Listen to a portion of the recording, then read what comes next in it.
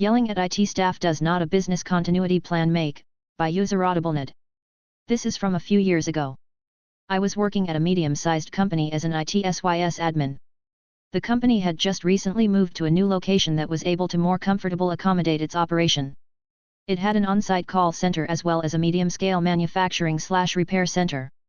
Since we were new tenants and everyone was now under one roof, many things were still being figured out.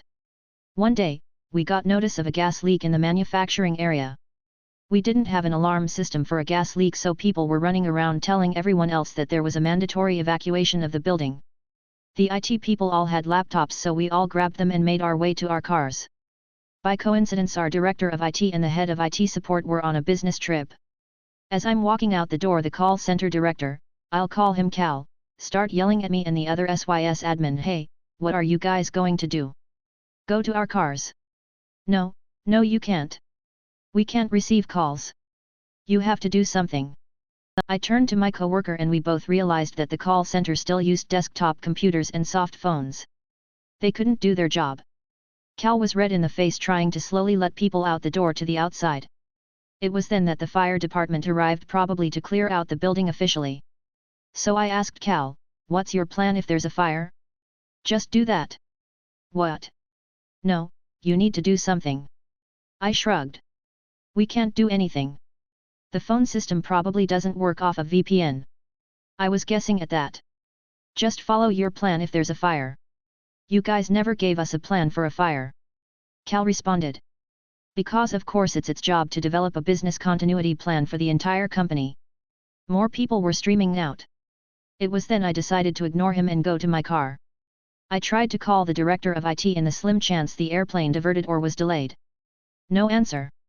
I looked up in the company SharePoint site for a business continuity plan or fire plan or something. But only found stuff for IT, including our off-site backup servers and how to run IT operations from VPN. There was nothing about moving our soft phones to slash through VPN. Cal knocked on my car window after everyone was out of the building. "Well," I explained that there was no business continuity plan in the SharePoint site and IT didn't have anything in place to shift the soft phones to VPN. Plus we didn't have enough laptops to support even half the call center. Cal didn't like my answer and walked over to the CEO, who was the fire department. I could see Cal pointing at me and yelling. Clearly we were losing business. And clearly it wasn't just its fault, it was mine and mine alone. The fire department cleared us to go back in after about 45 minutes. Later that day I had 2 meetings with Cal and the crew scheduled. Since IT was missing both leadership positions to travel, I was the scapegoat. The first meeting was cancelled and the second the CEO stepped in and cancelled it, since it was really the job of the director of IT and a lowly SYS admin shouldn't be in these meetings.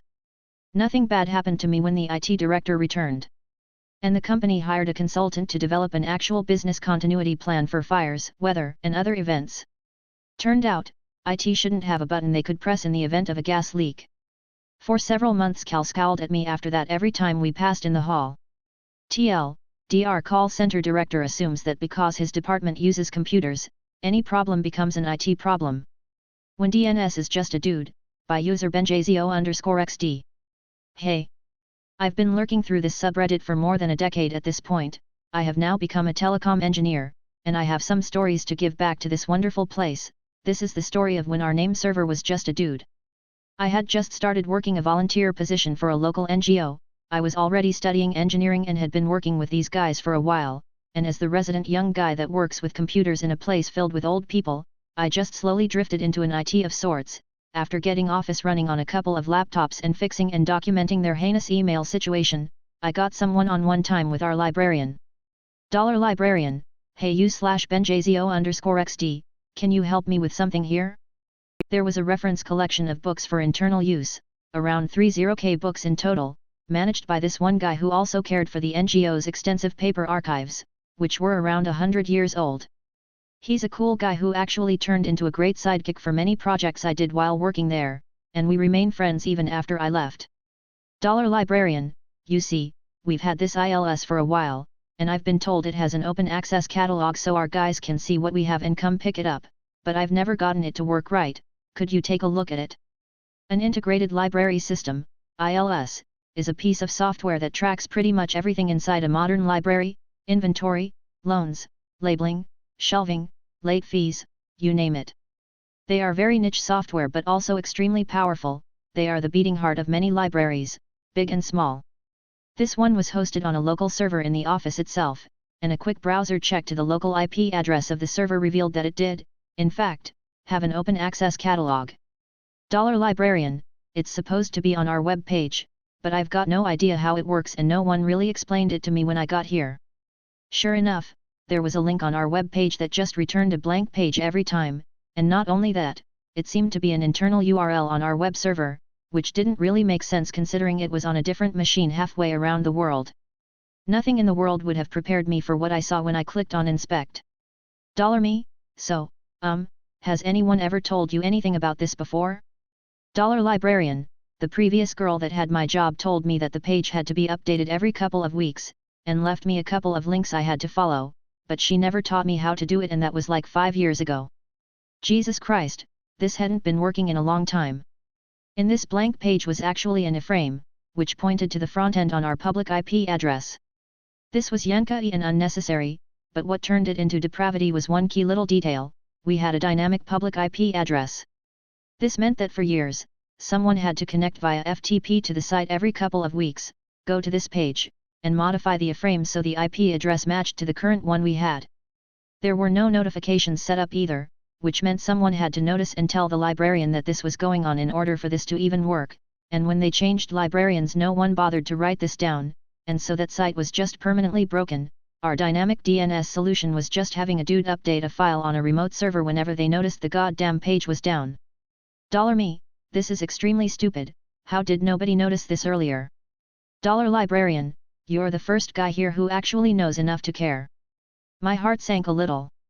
Apparently this guy had been complaining about this for years, but because the dev team for that website was long gone no one had bothered to get someone to look at it.